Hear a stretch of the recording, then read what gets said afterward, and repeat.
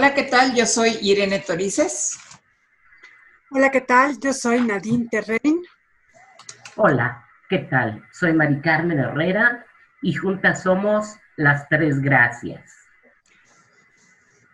El día de hoy, eh, Mari Carmen nos va a presentar el tema de cyberbullying, que seguramente será de gran interés y nos dejará como grandes reflexiones, porque sí es un tema que está ahí está molestándonos, generando mucho malestar social. Entonces, adelante, Mari Carmen. Gracias, Somos todo Nadine. oídos. Gracias. Ok. Y yo quisiera precisamente en esto que mencionabas iniciar que desde hace 30 años más o menos la violencia y bullying o ciberacoso fue estudiado primero en Europa y los primeros en explorar fueron los escandinavos. La Unión Europea ha legislado y desarrollado iniciativas de manera enfática en esta materia. En México han habido iniciativas de gobierno, empresas y diversas organizaciones para desarrollar campañas de prevención del bullying y ciberbullying. A partir de ahora mencionaré acoso o ciberacoso. Y me gustaría como primero definir qué es el ciberacoso. Una de las características más importantes a tomar en cuenta es que se da entre iguales, entre pares, jóvenes, niños o adolescentes, que quien sufre la agresión tiene la misma edad y compartirá el mismo contexto social, ya que de no ser así, estaríamos hablando de otro tipo de delito. Este puede incluir chantaje, vejaciones y humillaciones entre pares. El MOSIVA, que hablaré de él más tarde, que es el módulo de ciberacoso precisamente, lo define como un acto intencionado, ya sea por parte de un individuo o un grupo, teniendo como fin el dañar o molestar a una persona mediante el uso de tecnologías de información y comunicación conocidas como TIC, y así me definiré de ellas. Específico, el Internet. Este acto puede constituirse de forma de victimización delictiva, que deriva en daños morales, psicológicos, económicos e incluso con intención de las víctimas, con algunas de ellas, de terminar con su vida, lo cual ha llegado a suceder. Le caracterizan en un estudio de España tres aspectos. El anonimato, que es factible. Quien ejerce la agresión no dimensiona el daño que causa. Y los roles son imaginarios porque además es una audiencia imaginaria la que se tiene en las redes sociales sobre todo. El efecto del anonimato en quien agrede es una ventaja. Sin embargo, esa ventaja se convierte en algo dañino porque no puede dimensionar el daño que causa. Y esto pudiera en algún momento tornarse más peligroso o violento, incrementando con ello la indefensión de quien sufre el acoso, sobre todo en casos como chantaje o sexting. Pueden existir varias modalidades, tanto directas como indirectas, o pueden darse o no al mismo tiempo, ya sea tanto en el colegio como en el barrio o a través de las TIC. Hay una revista, la revista digital universitaria, un artículo de Rubén Aquino, que menciona el acoso igualmente utilizando los medios electrónicos. No leeré toda la parte que es semejante a la anterior, solamente envío publicaciones de fotos o videos en línea, llamadas telefónicas, correos electrónicos, foros o salas de chat y mensajería instantánea, aparte de las otras que ya mencioné. El problema es que con la tecnología al alcance de la mayoría de los jóvenes y adolescentes, que pueden tomar, editar fotografías, editar videos, acceder a Internet, para utilizar sitios de redes sociales, el uso de la tecnología cambia el impacto o el alcance de la agresión, que puede ser mucho mayor y que se da posterior, si esto se da posterior a, digamos, a un acoso cara a cara, entonces muchas veces se puede, esta es una ventaja, se puede difundir de manera voluntaria la agresión entre más personas y hace que se detecte o que se pueda actuar para atender a víctimas y en algunos casos castigar a los responsables. O sea, esa sería como una parte de la ventaja de esto de difundirlo en los medios. Rubén menciona que existen, ¿no?, dos formas. Una sería proactiva, en la cual esto es premeditado, planeado, ya sea para obtener algo o para imponerse a otra persona. Y la otra sería como reactiva, que es como más bien de manera espontánea. ¿Qué ha hecho México? Bueno, México desde hace 10 años, el gobierno del Distrito Federal, la Secretaría de Educación del Distrito Federal, en esos tiempos era todavía Distrito Federal porque es en el 2010, y de Educación, en la Dirección Ejecutiva de Educación Básica, crearon un programa de escuelas aprendiendo a convivir. Y es un proceso de intervención contra el maltrato e intimidación entre escolares. Y es un programa que se denomina por una cultura de no violencia y buen trato. Y no violencia es como junto, no es separado, no es ni con guión, sino junta la palabra no violencia. Y porque ellos lo definen de una manera diferente, y esta parte de no violencia y buen trato es en la comunidad educativa. O sea, la comunidad educativa van a ser los maestros, los padres y los chicos. Esa es la comunidad educativa. Y considera como un elemento fundamental el tener en cuenta el sufrimiento humano.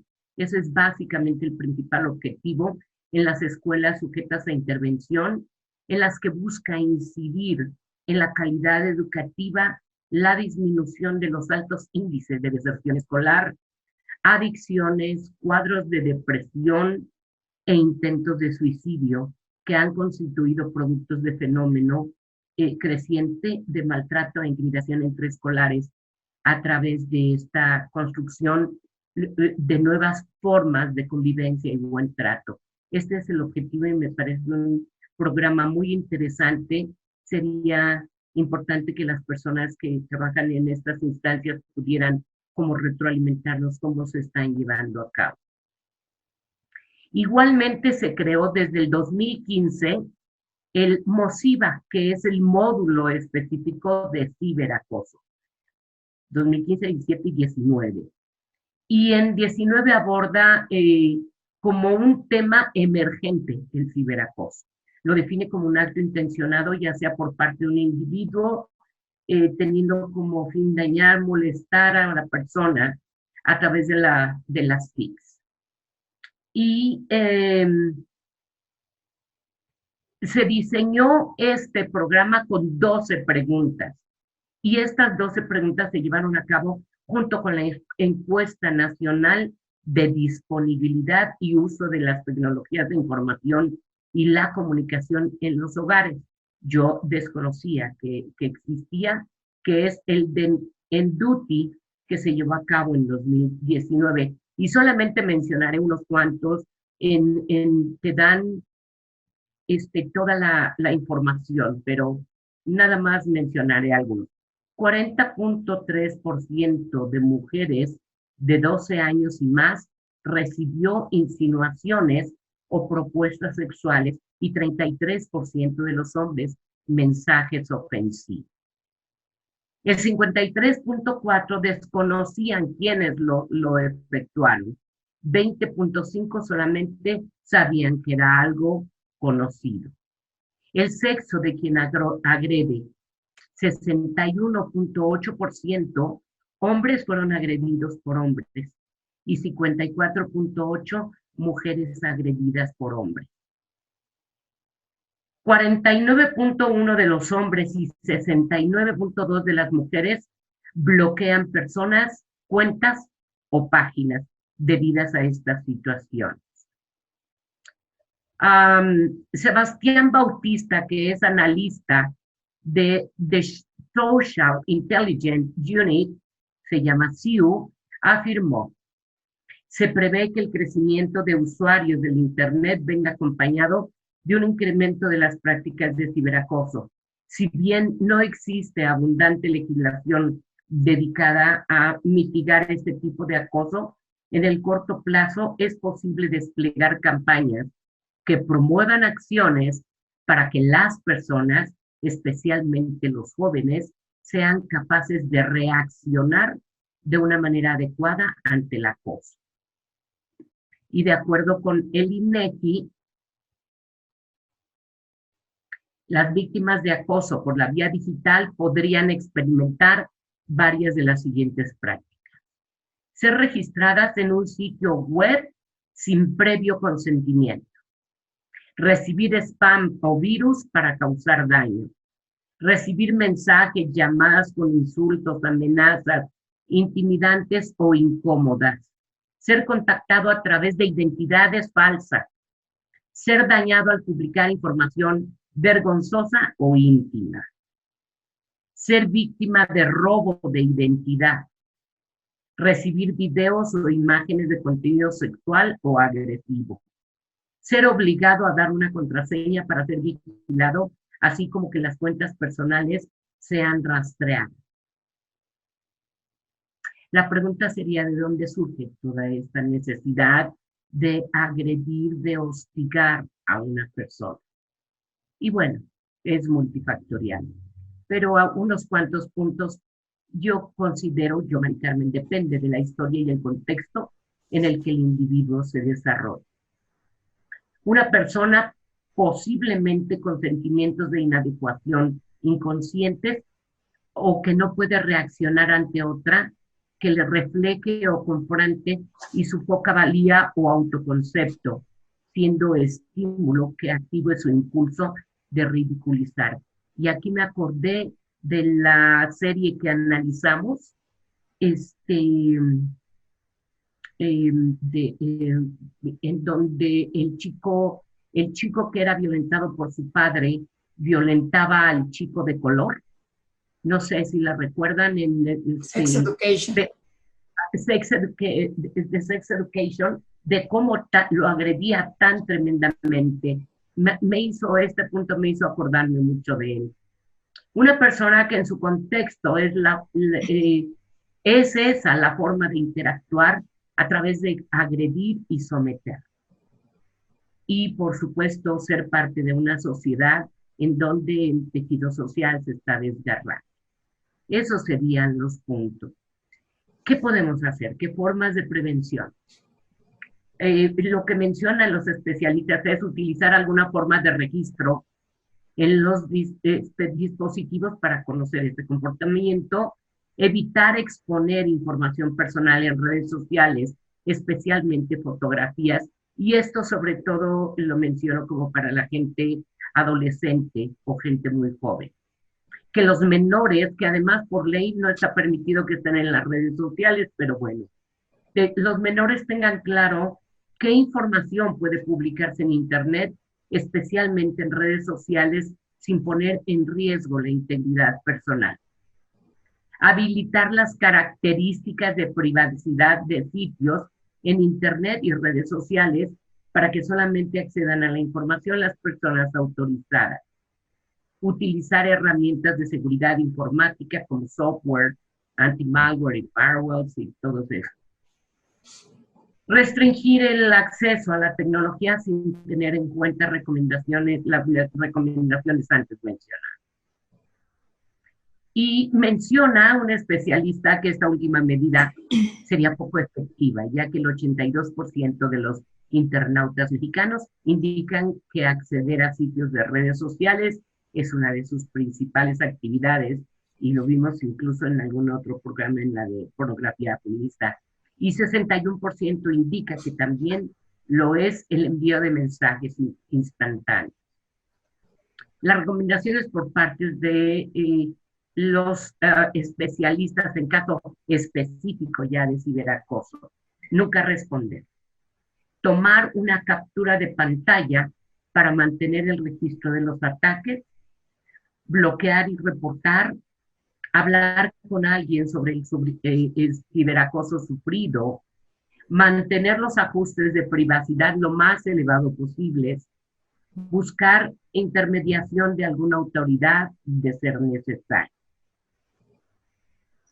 Existe, sí, la ley Olimpia, sin embargo, la ley Olimpia cambia con cada identidad y es un conjunto de reformas de códigos penales, es diferente en cada entidad, mediante el cual se reconoce la violencia digital. Aquí lo mencionan como cibervenganza, ciberporno y acoso sexual, porque es como básicamente como subir los videos con una carga importante sexual. Y está considerada como un tipo de violencia contra las mujeres, por lo que se establecen sanciones que son multas económicas o penas o cárcel para quien difunde en Internet el contenido íntimo de otra persona sin su consentimiento. Ok, y no vi el dato del Distrito Federal, pero en el Estado de México, por ejemplo, las sanciones son de 1 a 7 años de cárcel en esta parte de si alguien envió videos sin mi consentimiento, ¿no? Y esto es la parte de la protección, esto es lo que se ha hecho en México y sí me encantaría que compartieran ustedes, me dieran su perspectiva, su opinión. Yo te diría, para empezar, es lo que se dice que se ha hecho en México. Yo desde que empezó este asunto del ciberacoso, del acoso cibernético entre pares, he tenido 3 casos de chicas de secundaria que estuvieron siendo acosadas, ni siquiera a través de Facebook o de Twitter o de alguna otra red social que esté regulada por la mayoría de edad. Fue específicamente a través del WhatsApp.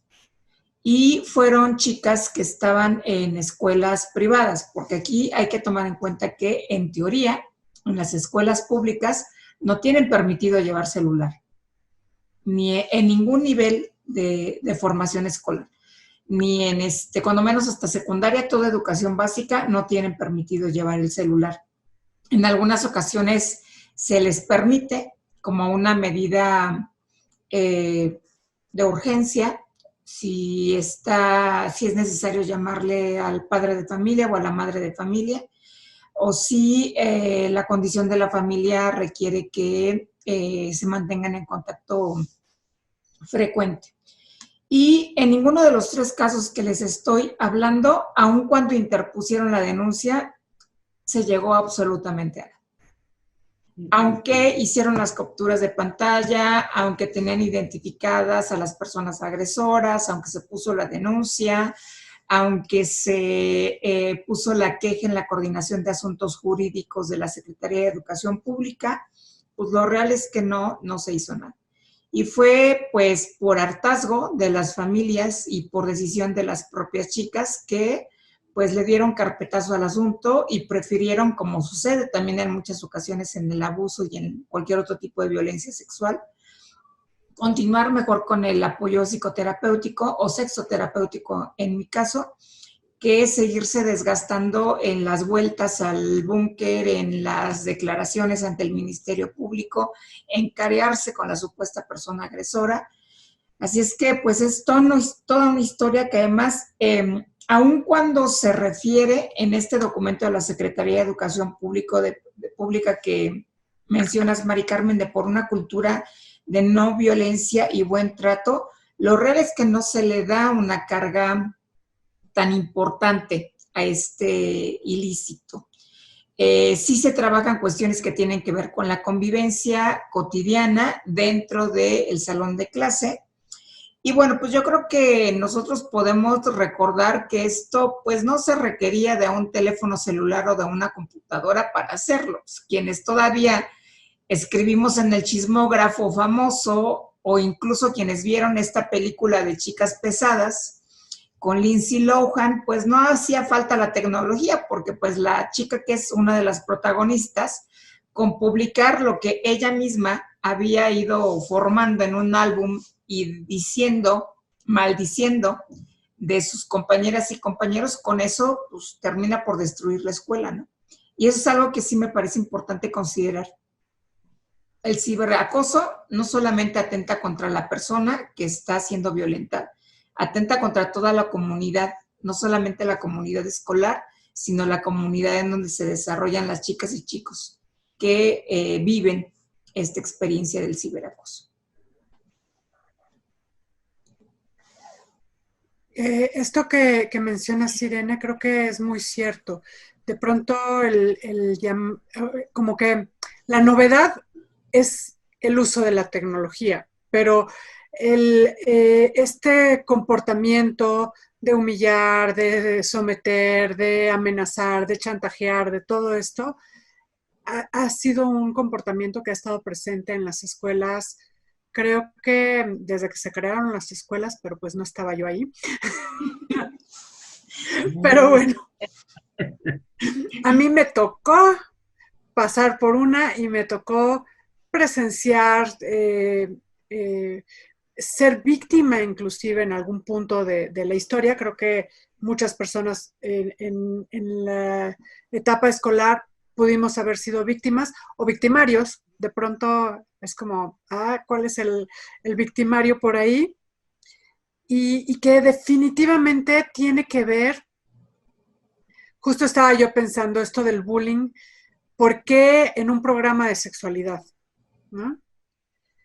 Porque está completamente relacionado con la sexualidad, con la forma en que nos enseñan a relacionarnos con los demás, con esta desigualdad de sexos, con también la desigualdad de las orientaciones sexuales, que también está basada en la desigualdad de sexos y que va generando esta necesidad de que haya uno sometido y un sometedor. ¿Mm? Y que además, de alguna manera, promovido por los adultos también. Y de pronto tendemos mucho como a normalizar la violencia. Ay, es normal que haya un poco de, yo por ahí he oído, ¿no? De, ay, pues es normal que en la escuela los chavos se peleen, ¿no? Sí, la competencia es normal, la violencia no es normal. Y la violencia justo basada en la sexualidad, los comportamientos sexuales, la desigualdad sexual, todo esto, pues no es normal. Tenemos que cambiar la sociedad. Sí es cierto que no hacemos lo suficiente para castigarlo, pero tampoco hacemos lo suficiente para prevenirlo. Así es. ¿No?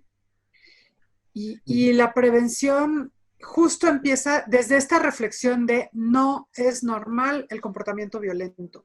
No es normal que los niños se peleen, no es normal que se griten.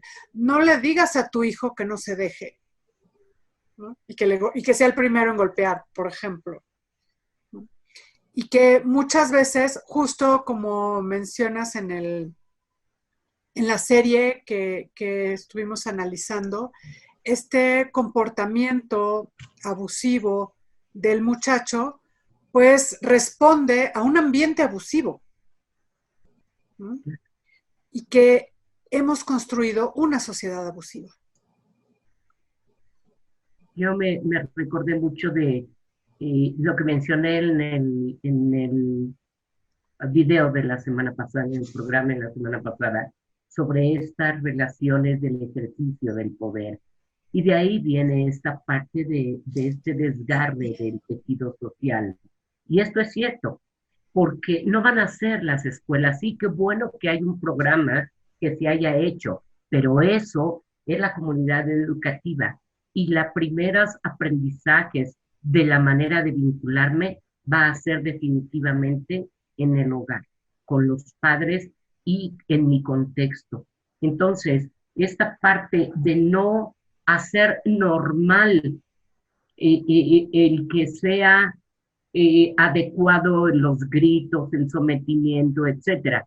Pero también como en la búsqueda es, hey, seamos conscientes de qué tanto hemos reforzado estas conductas como padres de familia, como abuelos, etcétera. Esta es la parte a detectar, porque si las y los chicos aprenden a que esto es normal y que más me vale someter para que no me sometan, entonces aprenden a vincularse de esa manera. Sí creo que esta es la parte como del llamamiento en el programa, no esperar nada más que las autoridades lo hagan, porque la realidad es que esto nos compete a cada uno y a cada uno, ¿no?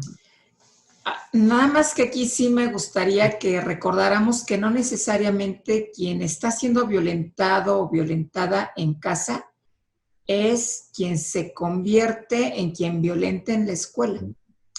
En muchas ocasiones puede ser lo inverso.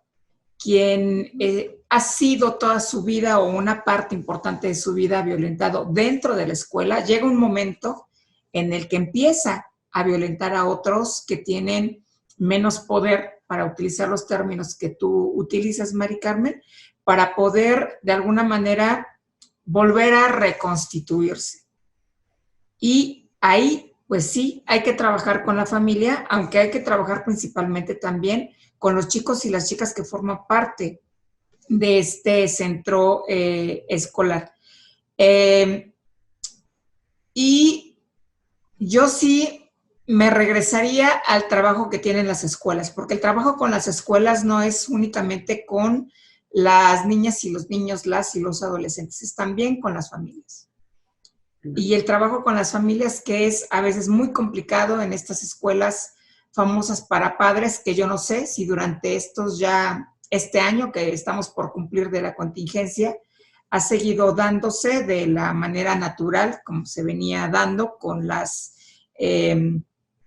ausencias de muchas madres y muchos padres de familia, o si justamente esta forma de comunicación virtual ha permitido que estén más presentes y dándose cuenta de manera más directa de cómo actúan sus hijos a través de una pantalla. A mí me parece que sí, porque al final están escuchando esta interacción que se da entre pares y también del docente o de la docente hacia el alumnado. Al grado que, bueno, pues yo tengo varias amigas y hay amigos también, ¿no? Que han tenido que intervenir para que pues, la maestra o el maestro le baje 2 rayitas a la forma de llamarle la atención al chico o a la chica que tiene en la clase, ¿no? Y ahí, pues también hay que ver desde dónde están formados los docentes. Porque si yo como docente pues le grito todos los días y le digo todos los días que es un tonto, o le digo todos los días que es una zorra, o le digo todos los días 1001 descalificativos o calificativos a mi grupo, a la gente que se supone que estoy educando, ¿qué tipo de educación estoy brindando? Una educación, de nueva cuenta, que refuerza la violencia como la única forma de vincularse, no solamente entre pares, sino también con las personas adultas. Sí, es como abarcar todo y como sí tomar conciencia. Yo sí creo que muchas veces los padres esperan que los maestros sean los que hagan y los maestros pues tampoco tienen como la formación, pero a fin de cuentas quienes están, digamos, sufriendo las consecuencias, los consecuentes serían los adolescentes, ¿no? Que van a ser el futuro de esta sociedad. Y no lo sé, es como revisar la escala de valores sí del buen trato, sí de, digamos, como cambiar y empezar a reconocer o a un manejo diferente en el trato con los alumnos o las alumnas, el darles el reconocimiento, el motivarles o el reconocerles, esto puede empezar a cambiar y no parecería tan complicado. O sea, no es que tengamos que educar, es que a lo mejor necesitamos revisar cuáles son los estímulos que estamos dando para que los y las chicas reaccionen de esa manera también, ¿no? Sí, creo. La otra parte que me parece importante es qué hacer si creo que mi hijo es víctima de bullying, ¿no? Y algo importante es fortalecerlo, fortalecerlo no para que vaya a pelear, sino fortalecer su autoestima para que entienda que lo que le digan o lo que hagan los demás no, no lo define, ¿no? Que él se pueda definir con sus propios parámetros y que entonces, si en la escuela le dicen gordito, 4 ojos o lo que sea, al contrario, eso le haga sentir bien. Por ejemplo, un niño, esto de los 4 ojos, por ejemplo, ¿no? Perdón, chicas. ¿Te das cuenta? A toda la vida vengo cargando con ese trauma desde primero de primaria y ahora sale aquí la compañera a decirnos 4 ojos. ¡Qué barbaridad! Y es, si yo a mi hijo le digo, oye, vas a tener lentes y eso es un superpoder que vas a tener porque vas a ver mejor, vas a poder concentrarte, qué sé yo, ¿no? El día que le digan 4 ojos va a decir, ay, sí, pobre de ti que no los tienes, ¿no? Que no puedes ver más allá de lo evidente. Claro, y eso es como fortalecer su autoestima y entonces el insulto del otro no cae en terreno fértil, ¿no? No debilita a mi hijo. Si yo en casa le refuerzo los insultos, ¿no? Entonces lo fragilizo, lo debilito y es más probable que se vuelva víctima de bullying. Y puede ser que refuerce los insultos no insultándolo, pero de pronto haciendo bromas en casa o siendo abusivo no con el hijo, sino con otras personas. Eso hace que se sienta más frágil él, porque dice, ah, caray, mi papá insulta al de al lado y el compañero me insulta a mí por lo mismo, entonces ahí hay algo extraño, ¿no? Entonces, insultar gente en la calle no es nada recomendable, aunque nos descarga de pronto, pero andar por la calle señalando gente, insultando gente, frente a los hijos, los fragiliza, los lastima, les hace daño, ¿no? Absolutamente. Entonces, lo mejor que puedo hacer para que mi hijo no sea una víctima es fortalecer su autoestima.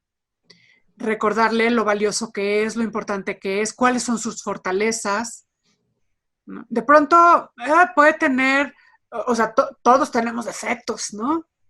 Y también se vale que los tenga, o sea, no es que se valga, los tiene y es parte de, pero no centrarnos nada más en eso, o sea, sí hay que corregir algunas cosas en los hijos, obviamente, pero la forma de corregir también es bien importante. Así es. Que no lastime su autoestima.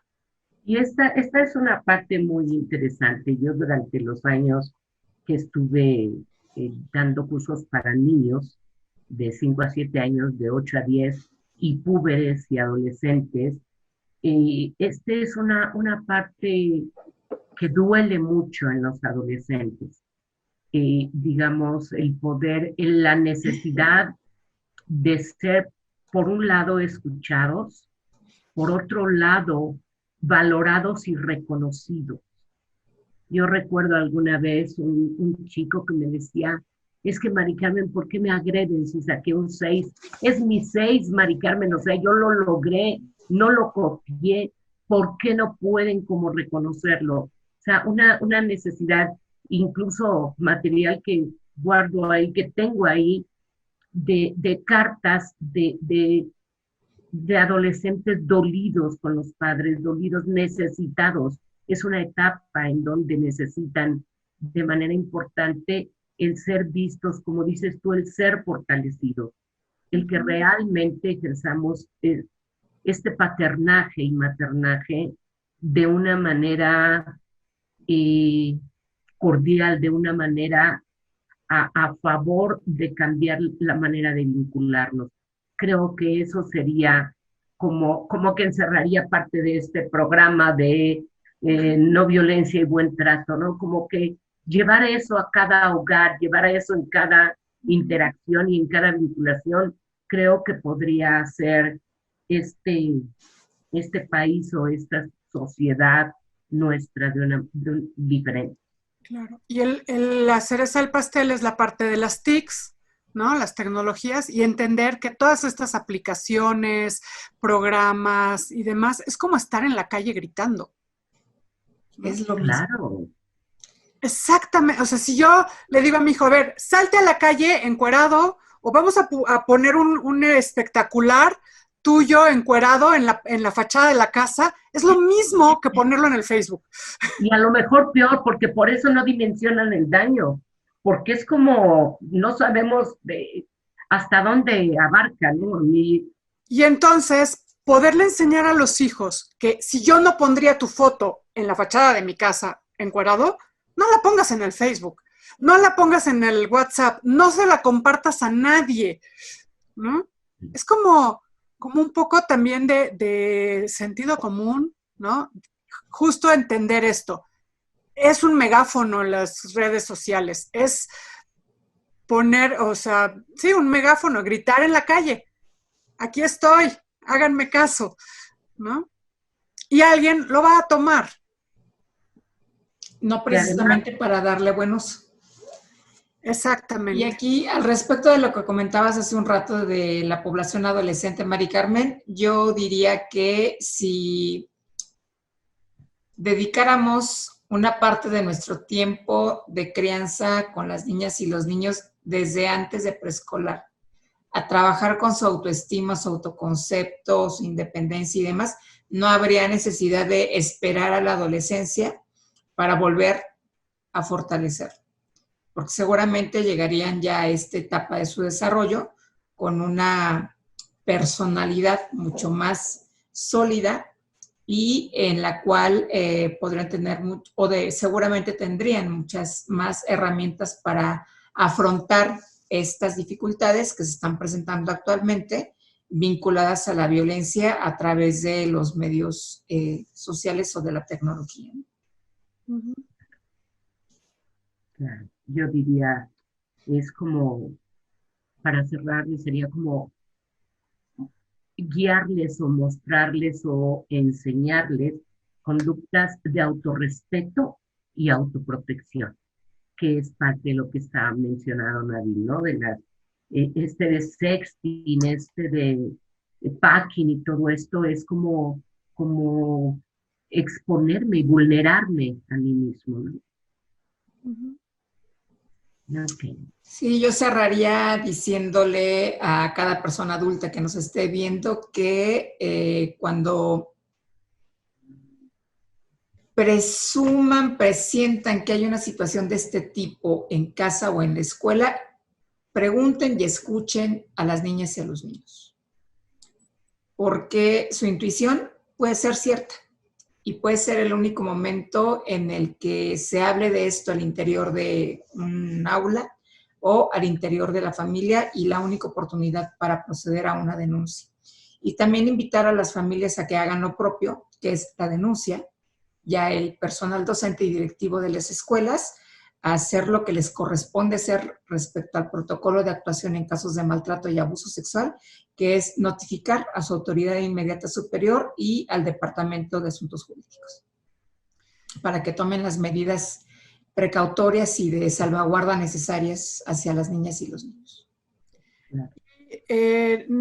Sin dejar de alzar la voz de si necesitamos un sistema que castigue realmente este comportamiento, independientemente de que no funciona tan bien, es vital la reacción de los adultos cercanos al menor que está siendo violentado.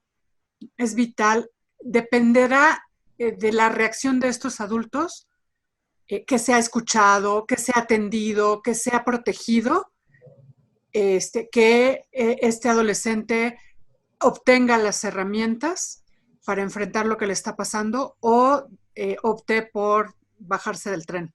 Así es.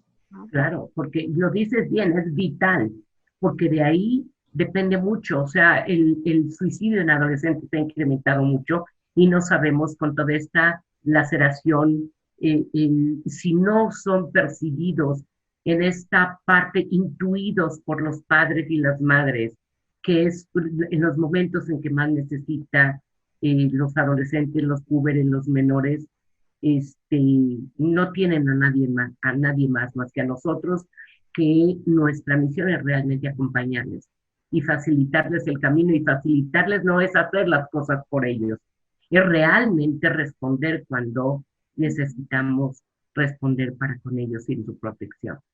Así es. Ok, pues. Yo soy Irene Torices, soy terapeuta ocupacional y sexóloga. Yo soy Nadine Terrain, soy psicoterapeuta y terapeuta de parejas. Y yo soy Mari Carmen Herrera, psicóloga y sexóloga. Y juntas somos las 3 gracias. Gracias. Hasta la próxima.